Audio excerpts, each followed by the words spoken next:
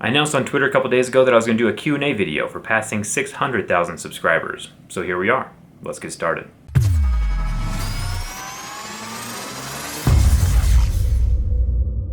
The question I usually get the most, every single day actually, is what I do with the destroyed phones that I have.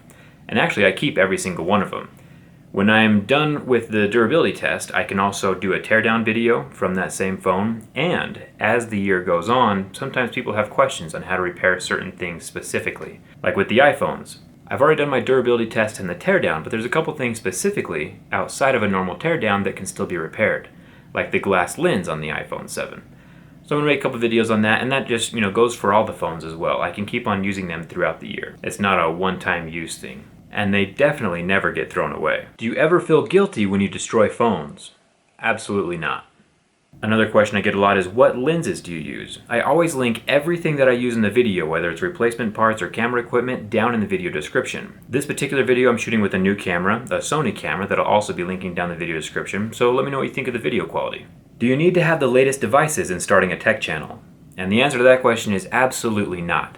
The biggest hurdle when starting a YouTube channel or any business is the actually starting part. Everyone's like, oh, when I have this, I can start, or when I have this, I can start.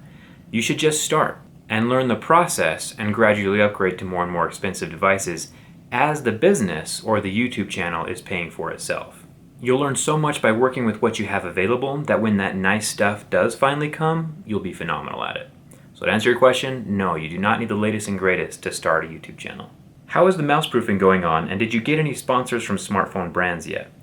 I actually haven't been up to the cabin since we made that video. I hear from my family that the mice are staying out, but that was through the fall. Now that it's winter and there's a lot of snow up there, it could be a different story. I plan on heading up there next month.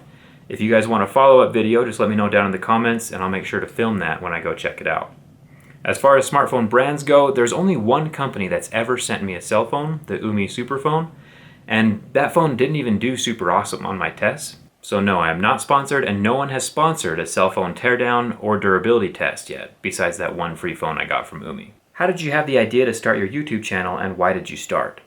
I talked a little bit about this in my last Q&A video that I did a couple months ago. And actually, to summarize, I would be doing these projects that you see me doing on my YouTube channel, whether I had a YouTube channel or not.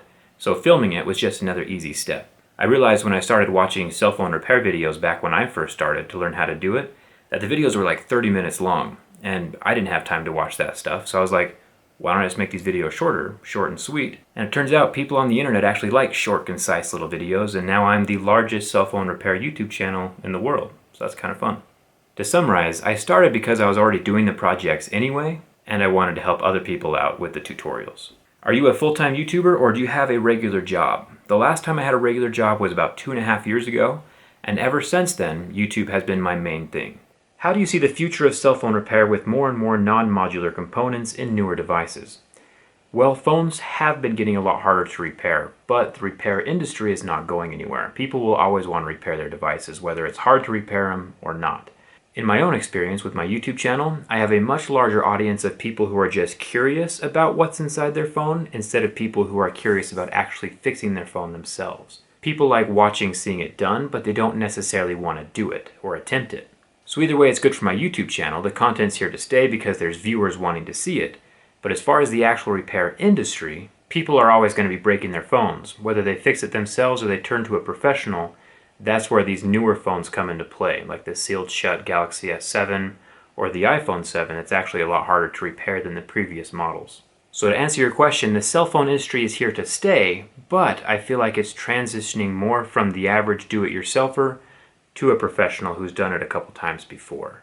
But also keep in mind that the super high-end phones that are hard to repair, like the Galaxy S7, don't make up the entire market. There's easy phones like the L Noxiv or the LG V20 that are easy to repair, and those are always going to be here as well. Will you be doing any more big project videos like the cabin video? And yes, I will. I haven't told anybody this, but I'm working on getting a wrecked Tesla that I can take apart component by component, and we can do an entire teardown of the car. I have some plans for that internal battery, but we'll see if that actually happens. Do you earn enough money to cover the cost of the phones you buy for testing? The answer is yes and no. For that initial one durability test, no, the phone does not pay for itself, usually. But when I use the phone for the teardown and other projects that I have on my channel with the phones, like camera comparison tests, yes, the phones do end up paying for themselves over time. But it is a lot of work to get to that point where the projects do start paying for themselves. It doesn't happen right away. Alright, so I know this is a Q&A, but I'm using this brand new camera, the Sony RX100. I think it's the 4th version, and it has died on me 4 times. It's overheated because it's shooting in 4K, and I can only do it in 5-minute segments.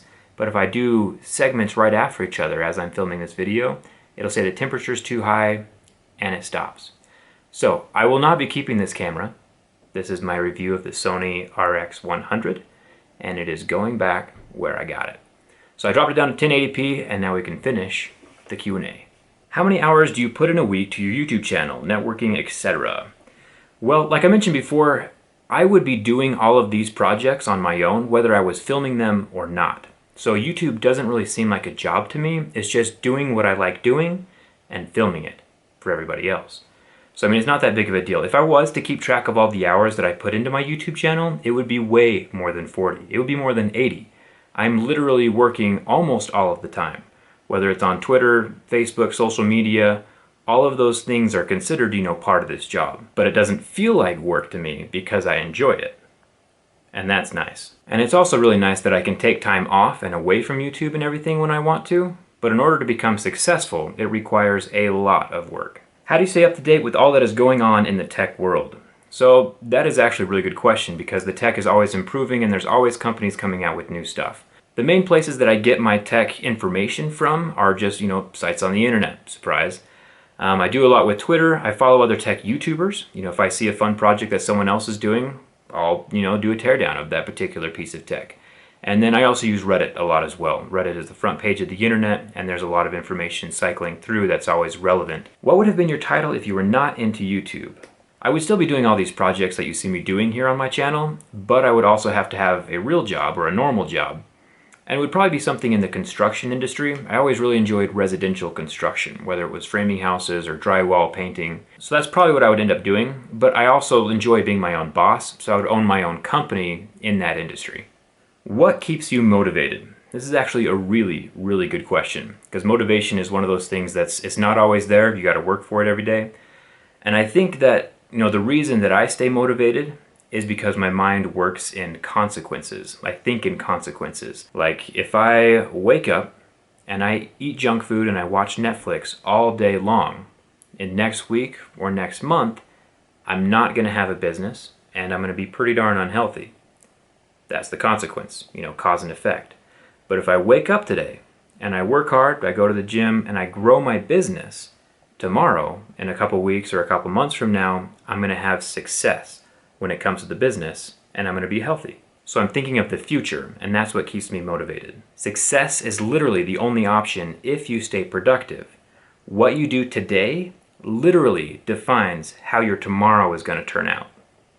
Any YouTubers who I would like to collaborate with? I've actually been doing a lot with the What's Inside YouTube channel lately, and that's been really fun. A couple other YouTubers I would like to collaborate with is probably the King of Random and Cody's Lab. Both of those guys do some really fun projects, and I think that would be fun to do those projects with them. Have you ever been offered money to take it easy on a smartphone test? And the answer is no, never. I've only been given one phone for free, and that was the Umi Superphone. I did have one cell phone manufacturing company in China reach out to me. It's actually a pretty big company. They reached out to me and asked me if I would review some of their cell phones. I'm not going to tell you who it is. And so I responded back. I was like, hey, do you know who I am and what I do with cell phones? And then I never heard from them again. So they backed out of that. Thanks a ton for watching this Q&A. If you have any more questions, hit me up on Twitter, Instagram, or Facebook, or down in the comments below this video, and I'll try to answer as many as possible. I do try to stay pretty active in the comments section. So thanks for watching, and I'll see you around.